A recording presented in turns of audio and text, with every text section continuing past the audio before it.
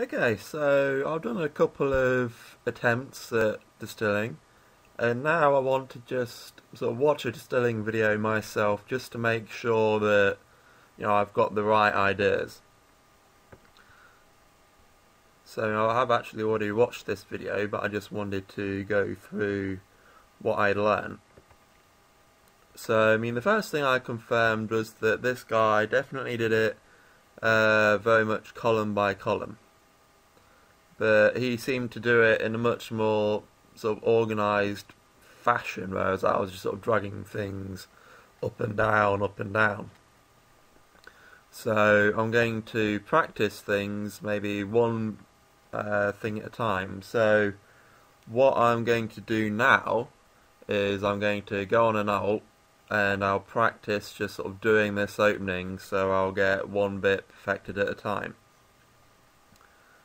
Now, the other thing I noted was that while he does sort of drag the oranges down to sort of rescue the blacks, he doesn't purposely do any sort of mass movement of pieces, but he keeps using, if you see him in a while, yeah, he doesn't get any black pieces trapped, but he always sort of rescues them on mid-route.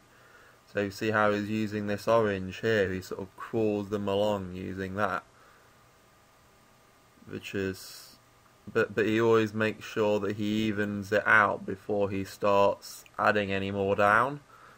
The one thing I noticed is that I probably end up getting carried away on that. And look, just look how he uses black piece, brings it out and sort of rescues that one that was trapped. That was definitely something that I didn't do, to my memory at least. See here, I just drag that black down and he has just done exactly what I'd have done. That's the plus.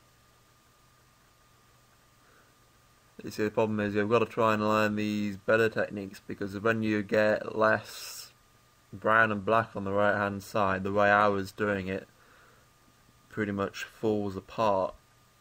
So you need to learn these techniques for when it starts getting sort of more sparse. So okay, so what does he do with this orange on the right, top here? Because I'd be a bit stuck at this point. I don't know about you guys. And these blacks at the bottom, I mean, is he, what's he gonna do? Ah, see, look, that's what he does. He sends an orange across over to rescue them. Problem is, what happens if there wasn't an orange at the bottom is the question. He's going to crawl the top one.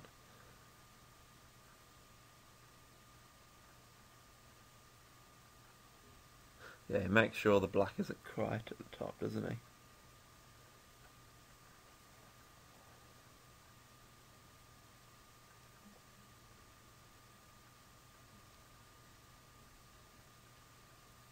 Yeah, he does seem to do the same as me, so he just does it ever so slightly different. And when it's getting sparse, he's just relying on crawling at this point.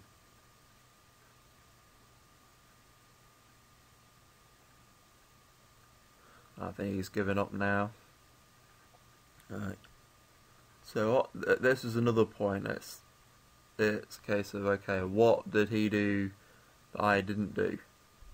As you see here, I'd have spent quite a while setting up the blacks, whereas he just sort of crawled the piece along at the top. So I'm just watching and looking at what he does, so that when I come to it, I can practice doing the same thing. So you can see there, he created a bit of a column of blacks, but he's using it as a bit of more of a last resort, because clearly it takes a lot more time. So he's either doing it in a more subtle way, or he's just doing it too fast for me to notice.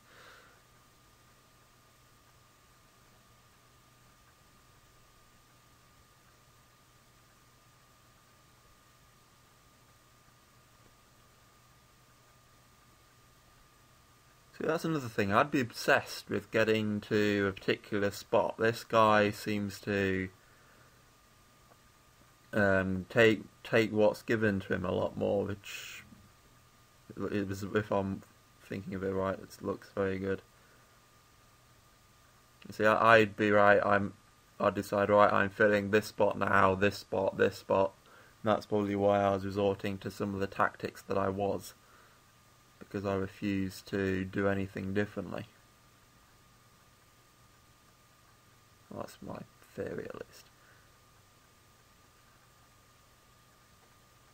I mean, this is just what puzzling is. It's about watching yourself, looking at it next to what someone else does, if you've got those videos available, and just trying to figure out what they're doing that you're not doing.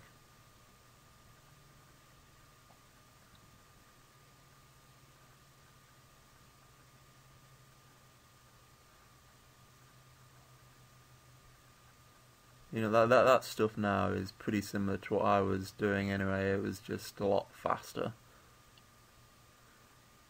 Okay, so let's see if I can go put that into practice.